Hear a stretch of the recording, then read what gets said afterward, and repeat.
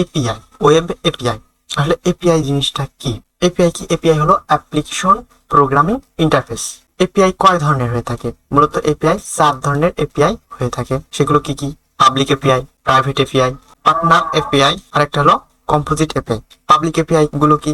Suppose যেগুলো সবার জন্য উন্মুক্ত থাকে, অর্থাৎ যে কোনো ডেভেলপার সেগুলো ইচ্ছা অনুযায়ী ব্যবহার করতে পারে, সেটা হলো পাবলিক এপিআই। তারপর প্রাইভেট এপিআই গুলো কি কি? যেগুলো ধরো আমি একটা ওয়েবসাইট বানালাম, তো আমার ওয়েবসাইটের ফ্রন্ট এন্ড এবং ব্যাক এন্ড যুক্ত করার জন্য কিছু এপিআই আছে, অবশ্যই সেগুলো আমি অন্য কাউকে দেবো না, তো সেগুলো আছে প্রাইভেট এপিআই। অবশ্যই প্রাইভেট এপিআই এর প্রচুর পরিমাণ রাস্ট্রিকেশন থাকে। এবং পার্টনার এপিআই কি কি? যেমন অনেক বড় বড় সফটওয়্যার গুলো কি হয়, শেয়ার থাকে, বা অন্য কোনো সিস্টেমে ঠিক আমার সিস্টেমের ভিতরে এই জিনিসগুলো ব্যবহার করতে পারি। এই সমস্তগুলো এপিআই কে বলা হয় পার্টনার এপিআই। সাপোজ দেখো আমি একটা সিস্টেম বানালাম, বিকাশ অলরেডি একটা সিস্টেম আছে পেমেন্ট মেথড, তো আমার সিস্টেম বিকাশের সিস্টেম থেকে কিছুটা অংশ ব্যবহার করছে, যেমন পেমেন্ট নেওয়ার জন্য আর কি। তো এটা হলো পার্টনার এপিআই একটা উদাহরণ। এবং একটা আছে কম্পোজিট এপিআই। তো কম্পোজিট এপিআই হচ্ছে অনেক জটিল এবং কমপ্লেক্স সিস্টেম তৈরির জন্য ব্যবহার করা হয় কমপ্লেক্স কম্পোজিট এপিআই। তো কম্পোজিট এপিআই মূলত একটা সিঙ্গেল এপিআই বা অনেকগুলো এপিআই মিলে একটি কাজ হয়, এই রকম কাজ করতেই কম্পোজিট এপিআই ব্যবহার করা হয়। তো একে একে আমরা সবগুলোই পরবর্তীতে যখন প্রয়োজন হবে তখন শিখবো।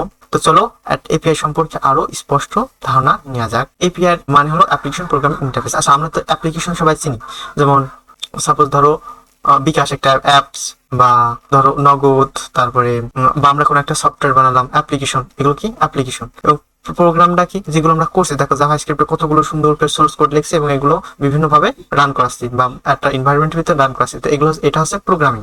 এবং ইন্টারফেস জিনিসটা কি? ইন্টারফেস জিনিসটা মানে কি? যুক্ত হওয়া। সাপোজ দেখো ভাবলাম ইন্টারফেস কথা যখন আসে তখন দুইটা সিস্টেম, তাদের বৈশিষ্ট্য আলাদা এবং তারা একে অপরের ভিতরে যুক্ত হচ্ছে বা সংযুক্ত হচ্ছে একটা মাধ্যম, সেটা হলো ইন্টারফেসিং। তাহলে এপিআই এর মানে পূর্ণরূপ কি দেওয়া আছে?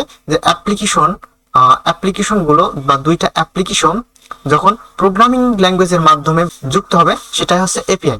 তো এপিআই কি করে? দুইটা সিস্টেমকে যুক্ত করে। ধরো দেখো ফ্রন্ট এন্ড একটা সিস্টেম, ব্যাক এন্ড আর একটা সিস্টেম, যদি এভাবে কল্পনা করা হয় তো এই দুইটা সিস্টেমকে যুক্তকারী কি?